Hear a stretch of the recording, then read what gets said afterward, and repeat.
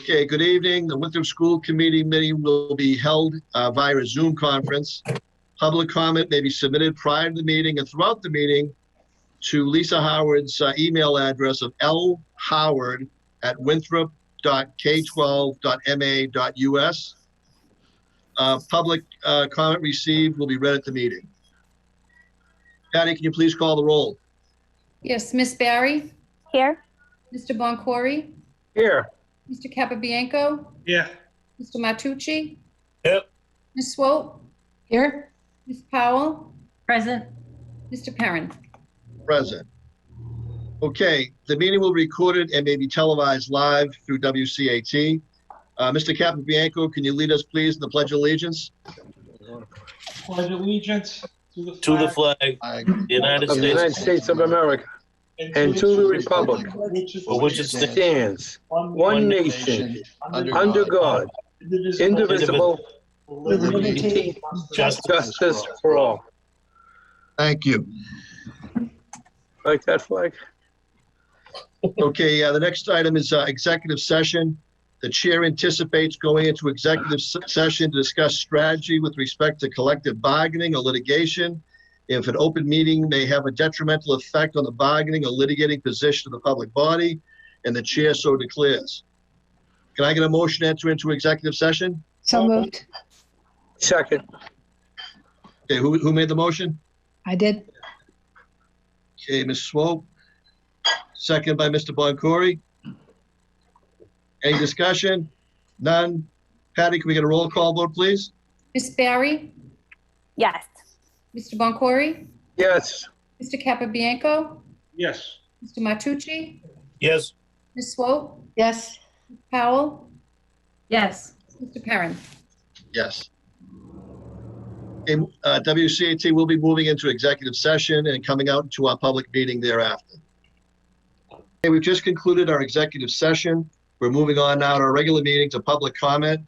Superintendent Howard, do we have any public comment from last meeting or anything from this meeting? Okay, we're missing Tino.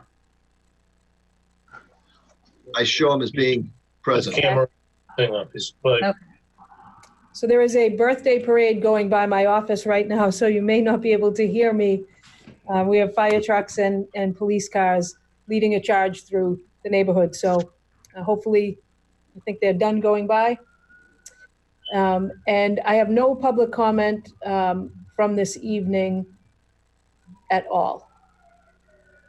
And I will pull up at the last public comment request. I have to go back into my email to pull the one up from last meeting that we were unable to read because it came after public comment was over. So I just have to search for that now in my email. Excellent, thank you. Okay, general information recommendations. There are no delegates or visitors. The minutes from the April 27th meeting. Can I get a motion to accept the minutes of April 27th, 2020? Motion to accept the meeting minutes. Can I get a Second. second, please? Second. Mr. Boncory. Any discussion on the minutes from April 27th, 2020? Hearing none. Patty, can I get a roll call vote to accept the minutes? Miss Barry, Yes. Mr. Boncory, Yes. Mr. Capabianco, Yes. Mr. Matucci, yes, Ms. Swope, Yes. Ms. Powell, Yes. Mr. Perrin. Yes. Okay, moving on to financial and business procedures. We have a warrant SVW 20-18 in the amount of $99,796.07. Can I get a motion for that warrant, please? Motion. motion, Ms. Powell is the motion, seconded by Mr. Matucci. Any discussion on the motion? Hearing none. Patty, can I get a roll call vote, please? Miss Barry, Yes. Mr. Boncory, Yes. Mr. Capabianco, Yes. Mr. Matucci, yes, Ms. Swope, Yes. Ms. Powell, Yes. Mr. Perrin. Yes. Okay, moving forward, next is a Can I payroll ask a warrant. question? How do we sign these warrants now that we're not meeting in person? I'm signing them and initializing I'm signing your name, initializing it with my initials, and at the bottom, I'm just saying as signed as per roll call during the teleconference school committee meeting of May 11th, 2020. And I believe we had That's right. a discussion on that the first time we With did it. KP, yeah, and they said that we could do it that way, just as long as we're following the state mandate, yes. Okay, moving on, we have two payroll warrants. I'd like to have them taken together. SPW 20-20 in the amount of $714,414.30. And SPW 20-21 in the amount of $790,512.62. Can I get a motion to take those both together, please? So moved. Ms. Swope makes the motion. Can I get a second? Second. Second by Ms. Powell. Any discussion? Hearing none. Patty, can I get a roll call vote, please, on the two warrants? Yep, Ms. Barry, Yes. Mr. Boncory, Yes, Mr. Capabianco, Yes. Mr. Matucci, Same. Ms. Swope, Yes. Ms. Powell, Yes. Mr. Perrin. Abstain. Okay, there are two budget transfers on our agenda today. I'd like to take them both together, both transfers, $16,184, and there's also one for $113,352.02. Can I get a motion to take those both together, please? Motion. Motion by Mr. Matucci. Can I get a second? Second. Second by Mr. Capabianco. Any discussion on the transfers? Hearing none. Patty, can I please get a roll call vote Ms. on the two Barry, warrants? Yes. Mr. Boncory, yes, Mr. Capabianco, Yes. Mr. Matucci, Yes. Ms. Swope, Yes. Ms. Powell, Yes. Mr. Perrin. Yes. Okay, moving on to general functions, subcommittee reports. I believe we had a subcommittee meeting on the budget, Mr. Matucci. Yep. 5 o'clock this evening. We had a couple of items on the agenda. The first one was refund request, which was pertaining to athletic fees, which we are going to refund the full athletic fees for those families that have paid. And second was a refund for the preschool tuitions, which we decided, and this both come out of committee with votes in favor, to refund 25% of the cost of May and June, which is approximately around $5,000. Again, those both come out with favorable votes, and we need the full committee to approve that, please. Can I get a motion? Motion. Second? Second. Second by Ms. Powell. Any discussion? So we are prepared to vote. Patty, can you call a roll call vote, please? Barry, Yes. Mr. Boncory, yes, Mr. Capabianco, Yes. Mr. Matucci, Yes. Ms. Swope, Yes. Ms. Powell, Yes. Mr. Perrin. Yes. Okay. I There's believe one other next thing. is, go ahead, I'm sorry, Mr. Matucci. One other thing was an update on the, was budget update for 2021. I'm sorry, yeah. And Lisa had presented to the FinCom, just talking about the needs budget and level service budgets and where the town is, with appropriations and what they can give us and things, obviously not looking good, but I'm sure that the FinCom will go back and fight as hard as they can for us to get as much as they can for us. And just wanted to say that Lisa and Susan did a great job and thank them for appearing on Zoom with the FinCom. Thanks. And thank you to that committee. That's a very difficult committee, and thank you for all your work on the budget committee, for all your advocacy. Let's see, Lisa, superintendent's report? Yes. So as everyone is aware, during the month of May and in the beginning of June, it's senior activity week, graduation, class nights, general senior activities. I've been working with Mr. Crombie, who's been working with the senior class advisors to determine how we're going to move forward with all of our activities. Class night is a big one, as well as our graduation. So we are awaiting the governor's meeting on the 18th, in which we are hopeful that he will reveal his plan for lessening the restrictions. for gatherings. And once he does that, we are prepared to look at, and we already have several options on the table, whether that would be virtual graduation, which is really sort of the last option that we want to look at, in-person graduation activity in which we would be able to have our students present, whether it be on Miller Field or within the gymnasium as we typically do, social distancing, of course, whether we'd be able to have parents or a full-size graduation with parents and family. I think that we believe that waiting a little bit longer and being patient will allow us to give our students the best opportunity that they have to have the type of graduation and class night and other senior activities that would be the most meaningful to them. We've decided that on the 18th, when he does give his information, we'll sit back down with our senior class advisors and students, and Mr. Crombie's doing, as well as the class advisors, are doing outreach to the kids, asking them what they feel would be the best for them. And then by the 22nd, we will make a determination of how graduation is going to work, and then be able to get that information out to our families. Class night is the same. We have lots of scholarships to give out. The scholarship process has continued. We had our Fasella scholarship essay writing. The Fasella scholarship is a town scholarship. However, the school department is vital in getting the information from the students and working with them collectively so that they are ready to do their essay, which they have all completed.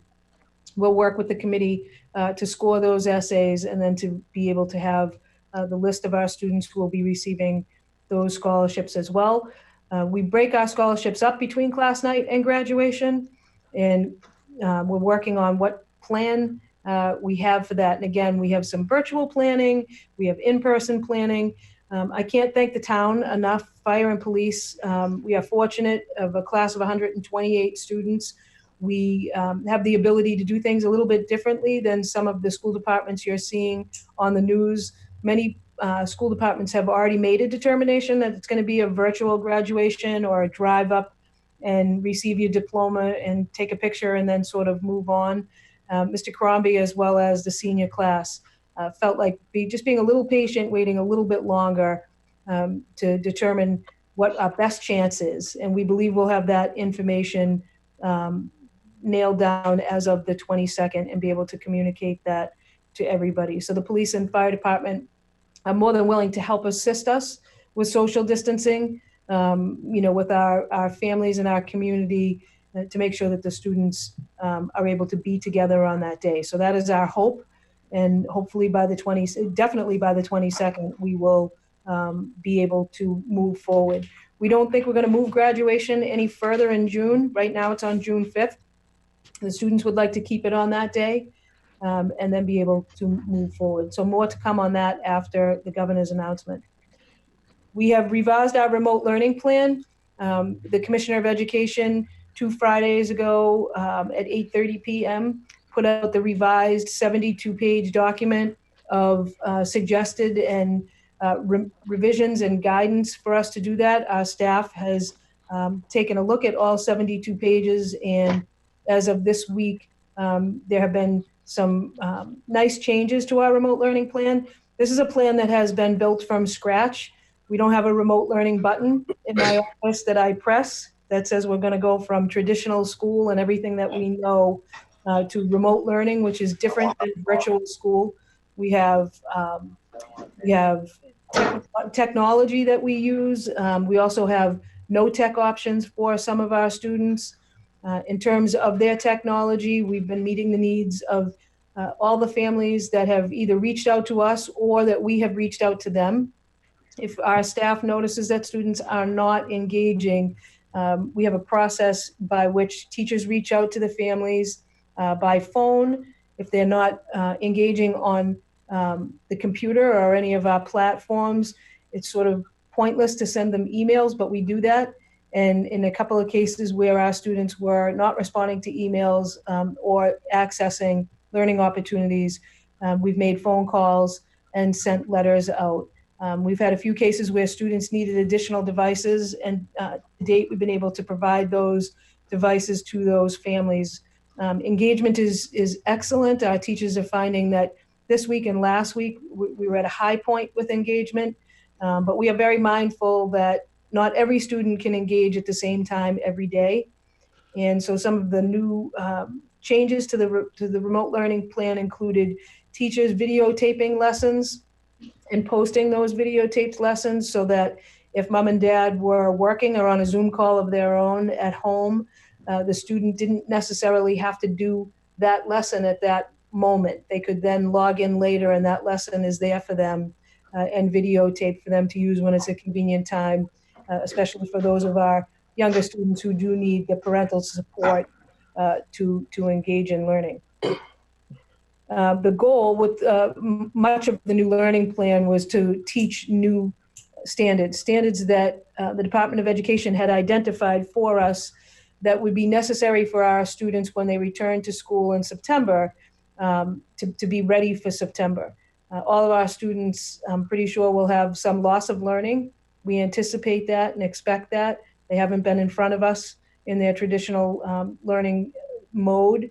It's been difficult for many of our students to switch to this different style of teaching where nobody is sort of corralling you back into your seat and asking you to finish your math assignment or to clarify questions for students in the moment, which is when they're most available for learning. So it's a difficult curve for a lot of our students, but also for a lot of our teachers to not to be able to provide or have that immediate feedback. The response from the parents has been very positive to date. We have some parents that are still struggling with the task. To be a parent working from home and having to support your child is certainly difficult. We understand that. I think that our teachers outreach is definitely helpful in understanding the struggles that our students are engaged in and will help us revise this plan if we need to do so again, which I hope we don't. Hopefully, we will not need to use this plan once our students are back in school. However, if we do need to use it, for example, if we were to come back to school in September and we have another surge or another peak, we feel as though we have something in place now that's definitely not perfect. Learning remotely is not how we teach, and it's certainly not how students learn. But in this day and age and the time that we're in, it's what we have to do. So we'll be continuing to tweak this and have it in place if we need it again. Definitely not a preferred mode of public education for our students or our staff at this point. Summer programming in the Winthrop Public Schools, we run a mandatory summer program for our students with disabilities who will have some regression over the summer had they not had the summer programming. I think everybody's going to be in the same boat in terms of regression. Our students will have been out of school, the physical environment, our schoolhouses, for almost 6 months when we see them again in September. And that's a long time. So our September planning is focused on that. But in terms of summer programming, we're still at sort of the mercy of the opening of the public school buildings by the governor. And if we're not able to do that, we will continue the remote learning for our students with disabilities as well, which is a much more intense process than the day-to-day learning remotely. It's a little bit more difficult to accomplish, but we've gotten some training on it now by having to do it for the last 8 weeks, almost 9 weeks. And we will continue to do that over the summer if need be. We also have in place a process now. Our 8th graders were the first group of students to have their materials and belongings that were in their lockers packed up for them. Mr. Curley and Miss Franzese went through all of the 8th grade lockers last Thursday and Friday, and on Saturday orchestrated a drive-by and pickup of those materials. Many things in those lockers are important to our students, and we know that, and they can pretty much tell you everything they left in their locker and they want back. And so we were able to do that. Our first dry run was this past Saturday. About 2/3 of our class showed up. And again, working with the police department to ensure social distancing and following those protocols, and it went very well. That process will continue for the middle school. And for the high school, students will most likely be coming in to to the high school over the next month, about 10 at a time, orchestrated through the high school principal and assistant principal to be able to go in and grab their own belongings out of their lockers. Elementary school is a whole nother world because we have desks, and we have desks that have lots of stuff inside those desks. Some stuff you might not want to touch.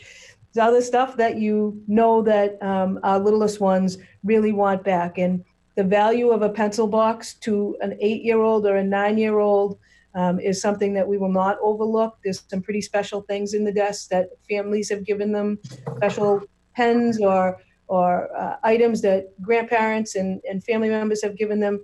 So we are working on a plan to have our teachers, when we're allowed to, go back into the schools and pack up their individual classroom desks, put labels on bags, and then be able to have parents come by in a organized manner to pick those things up, and mom and dad and Nana and Papa can figure out what in those bags they would like to bring all the way back to the house and provide those things to their students. And our teachers at the elementary level also need to clean out their classrooms and reorganize so that when they do return to us, students return to us in September, they're coming into an environment that's welcoming and open and decorated and clean and ready to learn. So those schedules, as you can imagine, need to be orchestrated pretty tightly. And again, after the 18th, we'll be making some decisions on how that may look at the elementary level. I'd like to give a shout out to CASA, Community Against Substance Abuse. Leanna Rizzioni has contacted me, and they certainly, as the schools are not up and running with students present, they are still providing online opportunities and supports for our students, and they have offered their resources to help support our school adjustment counselors with our students. So a shout out to them for offering their support. We've taken them up on it, and our students are in a better place because of that. It's pretty active. They have lots of students engaging in discussion groups and still working towards all of their goals. So that has been very helpful. Kindergarten registration is a hot topic. Prior to closing schools, we were working on an online format for not only kindergarten registration, but also student registration as a whole, working with IPASS, which is our student information system, on creating a system in which parents could go online, update email addresses, register students for school, provide documents that we need, and we would also be able to access them remotely. So if you've had a child in the Winthrop Public Schools, you receive a form every year that asks you about 100 questions, emergency phone contact, email addresses, and the like. And if you have more than one child at a time in the Winthrop Public Schools, your hand is tied by the second day of school because you're filling the same form out 100 times. Those forms then come back to the school, in which the teacher has to collect them, organize them, and give them to our secretaries. The secretaries then go in and hand input all of that information. Moving to an online system will make that a lot easier for parents, but it'll also cut down a lot of time that secretaries have to spend on inputting data. It'll also clean up the data so that we have accurate phone numbers, accurate addresses, accurate email systems, which will improve our Blackboard Connect system when we send messages out to parents. Parents will be able to update their own email. So kindergarten registration, I believe, should be live 2 weeks from now. We need to train some of our secretaries on what to do with the information when a parent fills something out, so that we're not updating our systems, our IPASS system, without making sure we have accurate information. So we're excited to get that kicked off. School lunch program is still running. We're encouraging parents. You don't have to be a student who receives free and reduced lunch. You can be any student in the Winthrop Public Schools who needs a lunch or a breakfast, can come to the Winthrop High School, the parking lot adjacent to the baseball field, Monday through Friday from 11 to 1. Tuesdays and Thursdays, guys, chicken patties and hot pizza, burgers. So parents, if you're watching, encourage your students to come by and pick those up. And if you cannot come by, you can email me. My email address is on the main website. We will deliver breakfast and lunch to any families who do not have access to get to the school. And the food pantry is still up and running. That information is on the town's website. That's in addition to the school lunch. So check out the www.winthrop, and Mr. Boncory, you might have to help me, the main Winthrop website for the food pantry. Any call to the EOC, which number is on the website, anyone that needs food, we've been telling people, and we're delivering probably somewhere between 30 to 50 a day, 5 days a week. So we're getting up to around 150 to 200 families that are delivered meals. But please, we have plenty of food at the food bank. Please go by. I went by the school today to see how the lunches went, and there were quite a few left. Please pick them up. That's what we're there for. We want everyone in Winthrop to be well fed. That's correct. And the EOC number is also on the main Winthrop Public Schools website. And the last thing I have is the FinCom meeting we had the other night. I was grateful for their time and for their listening skills as I presented a needs-based budget, which was a $2.6 million increase from the FY20 budget, which is a large amount of money.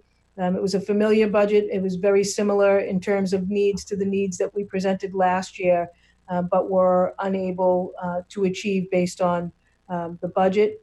So then I also filled them in on what a level service budget would be, and that's the budget we would need to open the doors in September in a similar fashion to how we were running this year.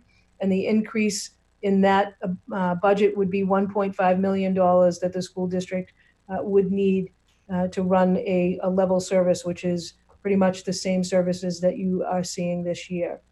And that is the end of my report. Ms. Howard, do we have any personnel? Oh, I'm sorry. I just had one question, Lisa. I'm working with a kindergarten and a third grader, as you know, and they're receiving 1 hour a week of direct instruction from the teacher. Is that a state decision? Is that the DESE guideline on that, or how did you all come up with 1 hour a week? So 1 hour a week of teaching, I think is sort of not the correct reflection. I think you're I talking said about 1 direct hour instruction. I mean, direct instruction, meaning live teacher Right. sessions. Right. So live teacher sessions and direct instruction are sort of two separate things. So direct teacher, the online lessons that the teachers are posting, that you're also seeing, the pre-recorded lessons, Saw that. that's also direct teaching as well. So students are receiving at the elementary level approximately 3.5 hours of opportunity for learning, 1 hour, which is a face-to-face or an opportunity to see part of the engagement that the Commissioner of Education is asking us to do with our students, is making that connection with students so that they still feel connected to their teacher, and not necessarily in a virtual manner like a recorded lesson, but in a hi, how you doing, see the teacher talk, be able to ask some questions of that teacher and get some clarifying information. And how those schedules were built and the amount of time that teachers are doing either synchronous, which is live, or asynchronous, which is those videotaped lessons that you're seeing. The Commissioner of Education's latest document is the guidance document that we're using to set those schedules up. And they look different at every grade level based on the fact that littler students, elementary school students, are less capable of independently accessing learning, where your middle school students and high school students have much more skill in that area because they're practicing some more of that during the typical school day when we actually did have the kids in front of us. So that guiding document is posted on our website.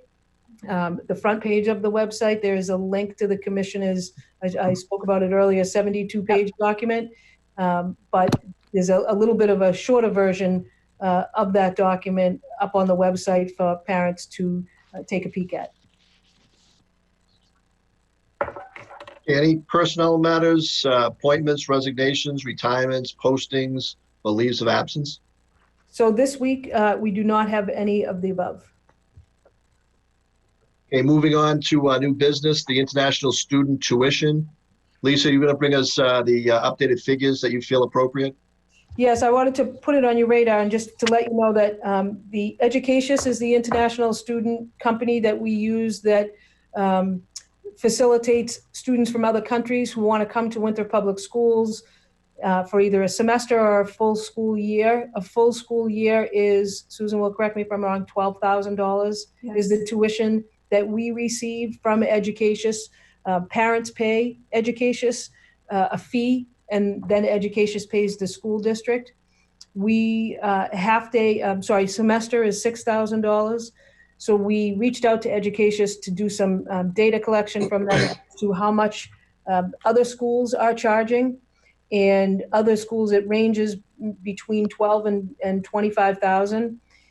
They informed us that our rate of students coming to Winthrop High School being higher than others is because our tuition, when parents go on and look, is relatively lower than most. Some, like I said, some charge upwards of 20,000. And so I had let them know that we would be looking at increasing that to at least our per pupil expenditure. So right now, per pupil expenditure is about about 13, little over 13,000, 13,200, I believe, last time I checked. So we would be asking to increase that fee that we would be collecting from Educatius to 13,000. One of the things we don't want to do in discussions with Educatius as well as the high school principal is we don't want to have our enrollment of international students decrease based on any large inflation of the tuition that we charge. We believe and Educatius supports the fact that we have higher numbers because more students are looking at our fee. The majority of school districts, from what the information they sent to me, are charging between the $13,000 and $16,000 range. And there were several that were charging, not several, a handful that were charging 12. So we felt it was reasonable to go up to 13 without pricing ourselves out and then in essence lowering our numbers. Lisa, you had said it was 13,200 for the per pupil expenditure?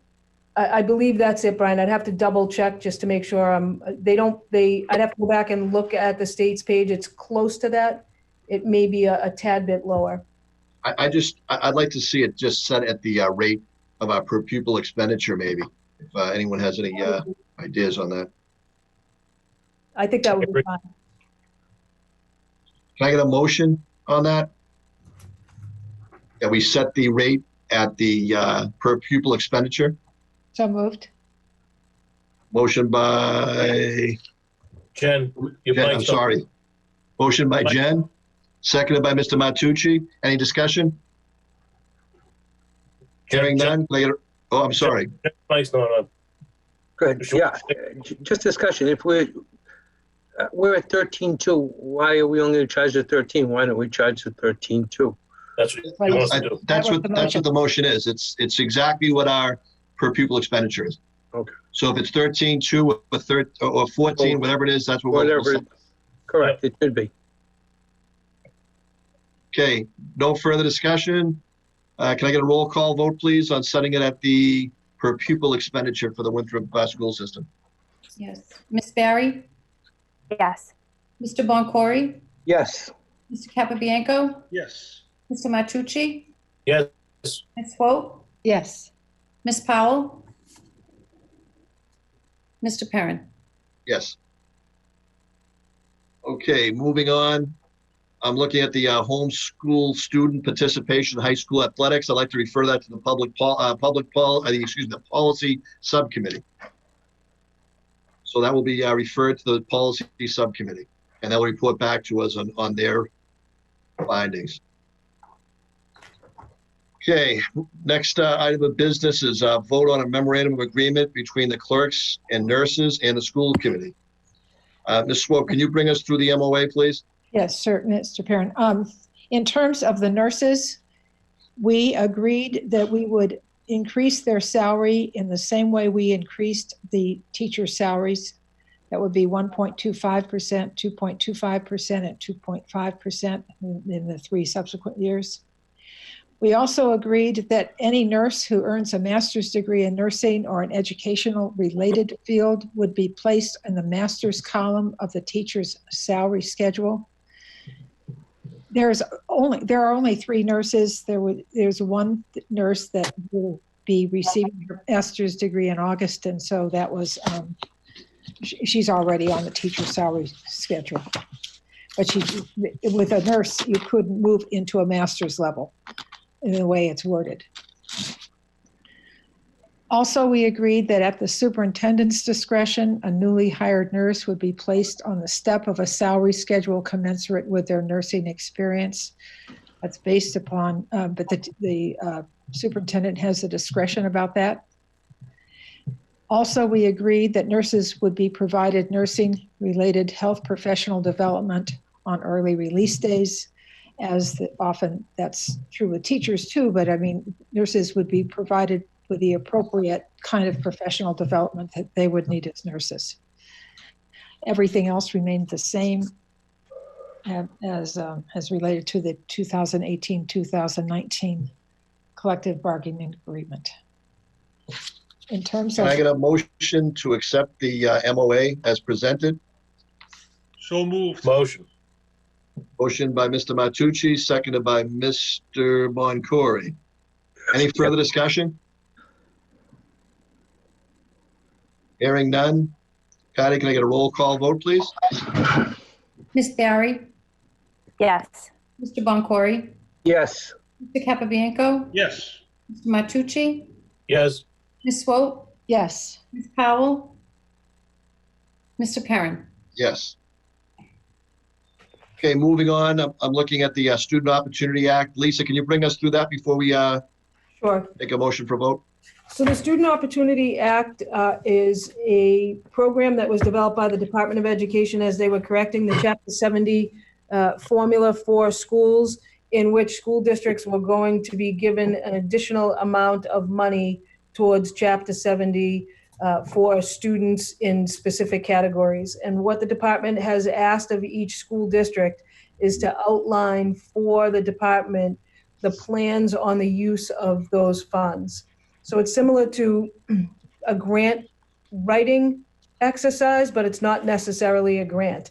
You have to, they inform you of how much money you will be receiving above and beyond the Chapter 70 funds that you received in the prior school year. So and again, this money has not come to us as of yet, but may be coming to us in the amount of an additional $58,000 to the school district, which is not a large amount of money, but certainly at this point in time, we will take every penny we can get.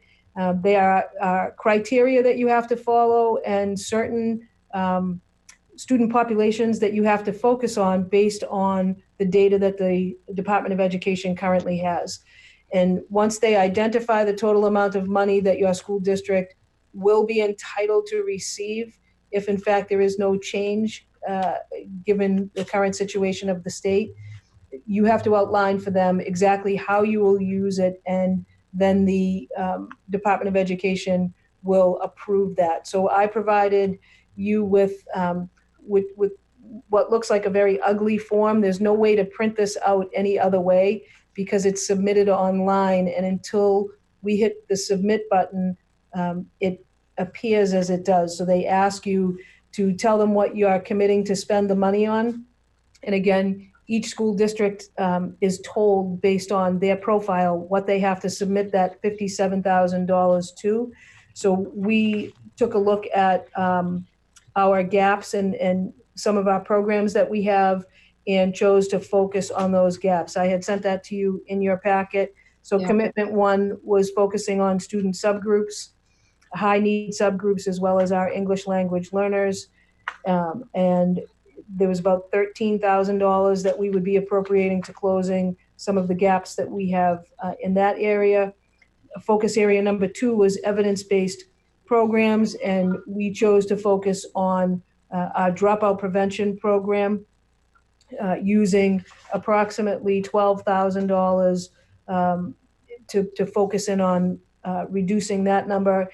Target 3 was monitoring success with outcomes and metrics and targets, and we were going to be looking at student growth in ELA as a subgroup of students to improve our student growth percentage.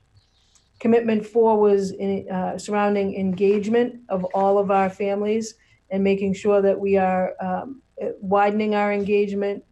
In doing that, we would be looking at allotting some of that money towards parent focus groups, district leadership meetings covering certain topics with those parents, and that would be our English language learner subgroup of students. The Department of Education requires the school committee to vote on the plan. The plan itself is pretty detailed for $57,000, but if we don't present that to the Department of Education, they will not provide us with that amount of money in the FY21 budget. I also provided you with a packet of examples of programs that are identified by the Department of Education, and this was just used as a guide for us based on the students that we know we have to focus on. So our cohort of students that was identified by the state, we use this guiding document to help us write the 4-page student opportunity plan that you are going to be voting on this evening. Okay, can I get a motion on the student opportunity plan to accept it as written? Motion. Motion by Mr. Matucci. Can I get a second? Second by Ms. Barry. Any discussion? Hearing none, can I get a roll call vote, please, Patty? Ms. Barry, Yes. Mr. Boncory, Yes. Mr. Capabianco, Yes. Mr. Matucci, Yes. Ms. Swope, Yes. Ms. Powell, Mr. Perrin. Yes. Okay, moving on to unfinished business, school choice. So are we prepared to go forward on that this evening? Or do we need to set up a hearing on another date? I provided the committee at the last meeting with a copy of school choice. I have spoken to some committee members about school choice. I'm happy to answer any questions. We do need to have a vote prior to June 1st and submitted to the Department of Education by 12 p.m. on June 1st in order to let them know what our vote has been. Will otherwise be put into the system as a school district that accepts school choice. So I would encourage you to take the vote this evening. I'm sorry, I was checking for emails. So are we prepared to move forward? I'll make a motion that we do not accept school choice. Can I get a second? Ms. Powell, did you second? Your mic is muted. Yes. Okay, any discussion? What Hearing are we none. doing right now? Are we in choice this past year? Nope. The motion is to deny it. Yes, but I asked what we were doing last year. We were up the last 5 years, we haven't been Okay. school choice. So hearing no further discussion, can I get a roll call vote to deny school choice? Ms. Barry, Yes. Mr. Boncory, Yes. Mr. Capabianco, No. Mr. Matucci, Yes. Ms. Swope, Yes. Ms. Powell, Yes. Mr. Perrin. Yes. Okay, moving on. Public comment. Lisa, are there any public comments from this evening? So I have one from the last meeting that we were unable to read, so I'd like to read that tonight and let you know that I have responded to it. And it was from Nikki, and I'm not sure of the last name as it came in through email without a last name. And the question was, how are the technology needs being assessed for students? And I think I answered that earlier, but I'll just to remind you that we reach out to our families and ask families if they're not engaging, is there a reason why they're not engaging? If there is a technology need, we certainly address that.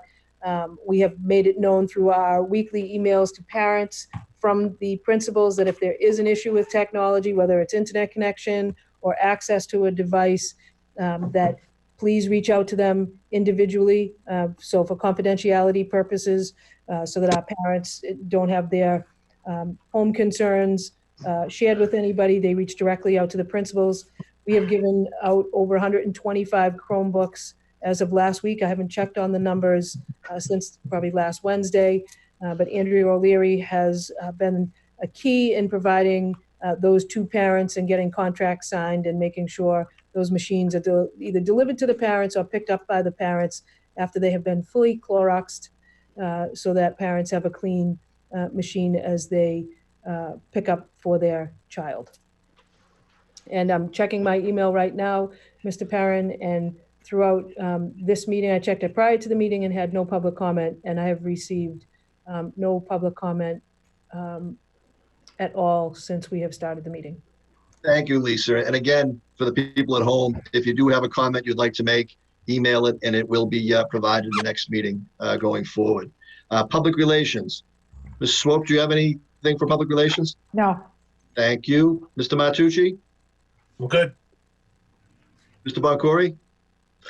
Yes, just please, everyone stay safe. Wear your mask when you're outside and you can't social distance. We still have a rule that you have to wear them in stores or anytime that you go into a group. Okay, so please be safe. Thank you, Mr. Boncory. Very important message. Ms. Barry? Do you have any public Nope, I'm relations? good. I don't. Mr. Capabianco? Nope. And I have none. Ms. Powell, do you have any? Not this time. Okay, can I get a motion to adjourn? Motion to adjourn. Second, Mr. Boncory, all those in favor? Aye. Roll call vote, Aye. please. Ms. Barry? Yes. Mr. Boncory? yes. Mr. Capabianco? Yes. Mr. Matucci? Yes. Ms. Swope? Yes. Ms. Powell? Yes. Mr. Perrin? Yes, and thank you, everyone. I know it's difficult in the Zoom meetings.